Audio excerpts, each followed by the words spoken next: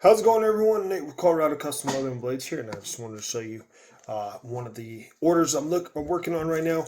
So I had a guy contact me here locally in Estes. He said, "Hey man, uh, can you repair sheaths?" And I was like, "Oh, it just depends." And so I already told him by what he said, like it broke, and like literally it broke. I already told him, I was like, "I'm probably gonna have to build you a new one." So that's where we're at. I'm not going to show the knife because that's not what this is about. This is about the sheath. So this is a very hefty knife. I'm not going to lie.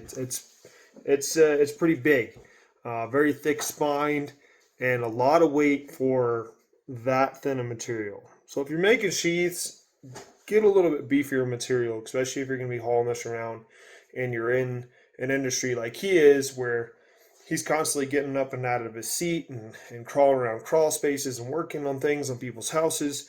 This is going to break, and it does. Even if you have thicker leather, you have to, you have to do the job right so the stitches stay together and so on and so forth. But so talking to him, he's like, okay, so this is what I want. I want it to kind of swing. I don't want just a belt loop. I was like, okay, so immediately I just thought of something. I was like, okay, well, what about like a riveting system? Have I ever worked with rivets? No.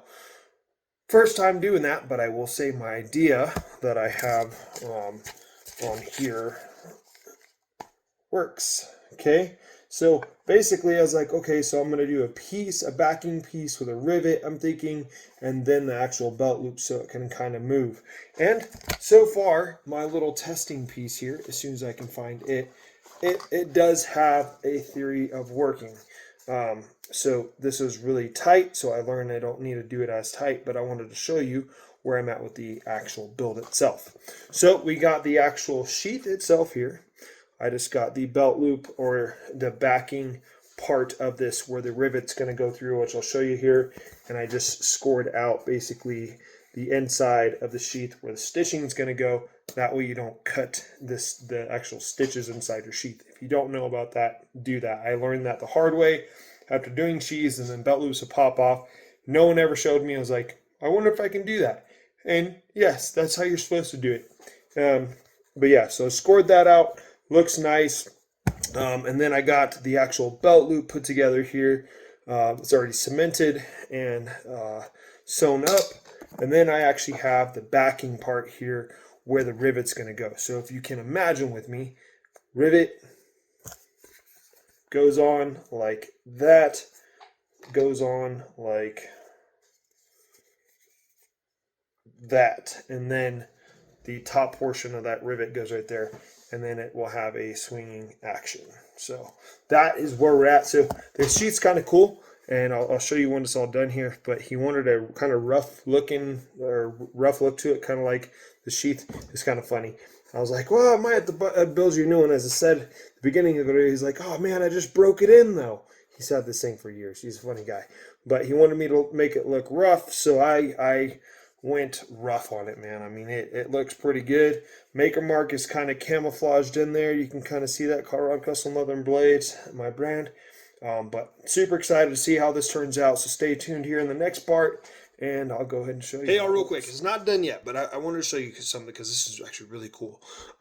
But first, this is what I'm using. This is an Odin hand stitcher until I can get my boot stitcher or a Singer or something like that. But it also goes to the lesson that sometimes things are better to do with hand tools, such as this one, because if you were to stitch this, sure, it's going to be super snug and tight. However, you can't score out a stitching line.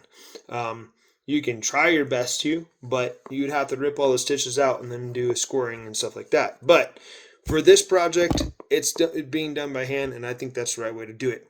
However, I wanted to show you this, okay? So I'm doing basically a modified cross stitch, if you didn't catch on to that. So with the integrity of this thing staying true, especially with the scoring of that stitch line in the back, and doing a modified cross stitch here. So I started here, and I went all the way around, and I stopped right here, which will match on both sides, and it's locking in the corners, and this rivet will not move. And then when I put the rivet washer, basically, I'm going to put one here, instead of just putting this together and then slapping one on like I did right here with my test piece, I'm going to put a backing here and see if that'll actually free it up a little bit, and it will not be a loose kind of pivoting, but it'll give it a little bit more security and move just enough that that's what the customer's going for. But that's why you want to do a cross stitching. If I didn't do this, I would say that this backing piece would maybe last a month for what this guy does for a living. But because I'm doing this, the structural integrity of this sheath thus far is pretty spot on. So stay tuned. So I'll show you real quick here how this works. I'll just do basically the starting stitch. So you want to make sure you have enough length, and you run out of your spool pretty quick, so you have to refill that. But this is still super handy because all you have to do is go into the first hole, and with that rivet in the way, it's kind of annoying. And then hold your spool. What I do anyways, I hold the spool still, and I grab like a saddling awl, this guy right here, and I pull. And if your thread's going to break, this is where you want it to break, because all you have to do is just reload and restart. But pull that thread all the way through like so. Okay, now that that's through, you're going to go all the way out just a little bit, and then into the next, and you loop, basically pull that back so you can kind of see it loop there. You can kind of see that loop, and then you take your next side and you pull down,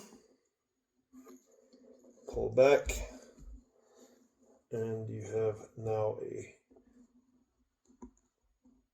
cross stitch knot, I believe it's called. And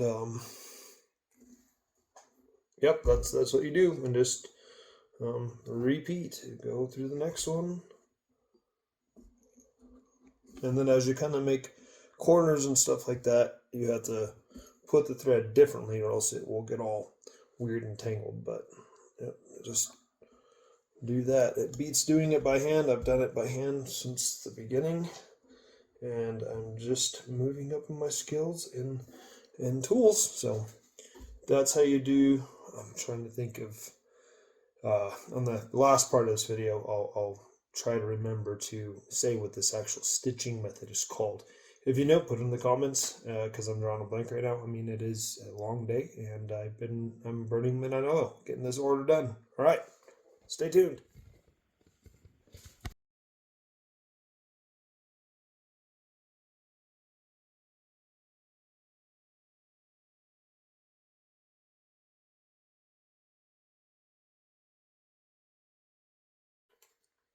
All right, y'all, I'm pretty sure the customer just showed up, but I wanted to show you the completion of this sheath build here real quick.